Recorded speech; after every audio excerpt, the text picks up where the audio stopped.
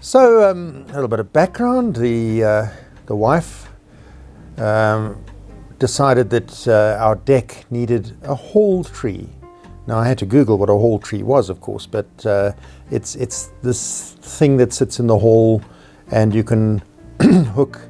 Got hooks on it, and you can hang your hat and your coats and your umbrellas on it, and kind of it becomes a bit of a feature. So that's set on our deck near the front door, and we found an old door that had been in the garden for about 5 years, looking much the worse for wear. Did a few repairs on it and the frame, and then we decided that would be the basis of our hall tree. So here we go. So the hall tree started construction really as a really gunky old door, and it slowly but surely got a little bit better. So the first thing we did was obviously try to fit it to the wall, and then we had Simon and Cindy, my two helpers, do a lot of scraping. But we didn't want to scrape it entirely. We wanted to leave it still looking old and rustic.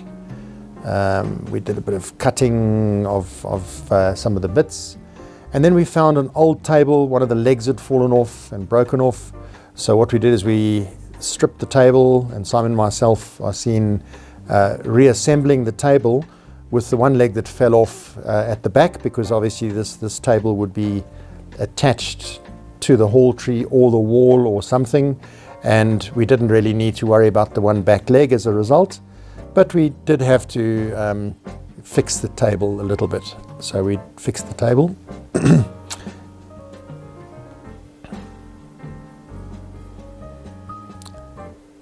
Those are the new front legs. We're now reassembling the table.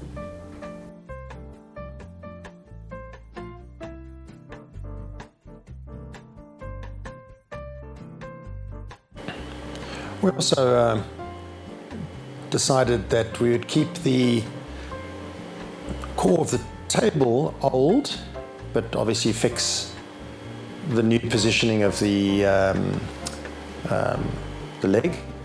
And because that one leg was just going to be really there for show, it didn't really need to be very strong. We just attached it with some funny brackets.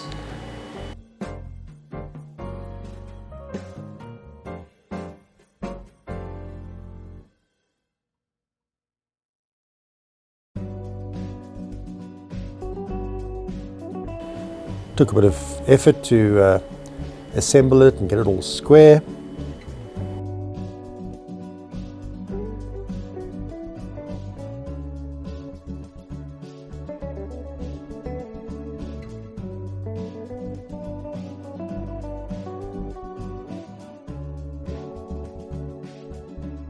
Cool speeded up videos by Aidan, I can see here. Well done, Aidan, our videographer.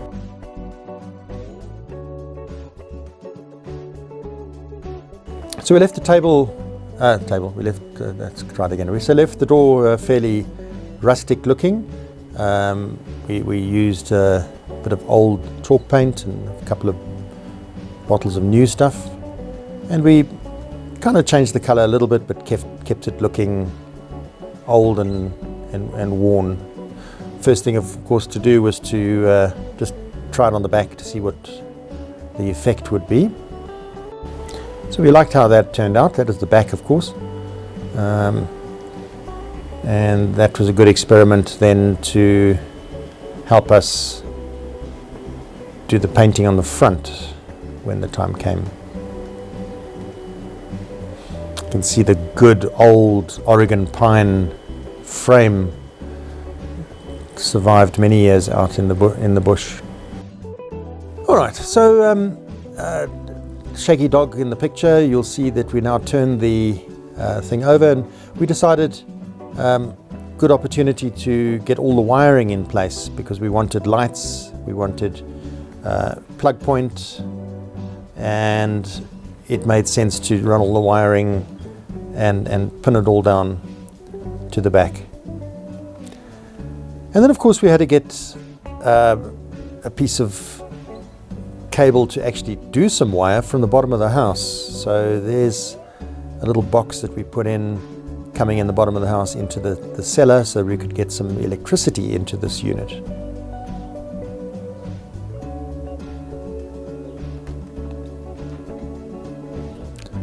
So it's starting to take a bit of shape.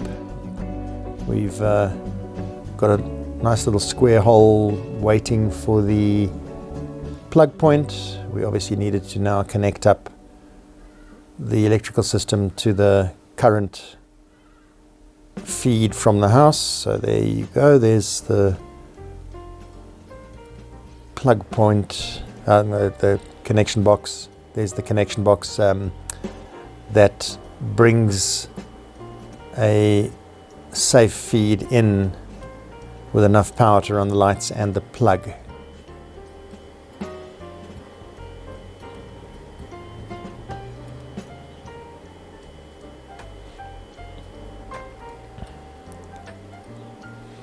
We also had some fun choosing a background picture. So you will see that the picture on the background actually did change, and there's the final version, which I'm going to look very smug about right at the end.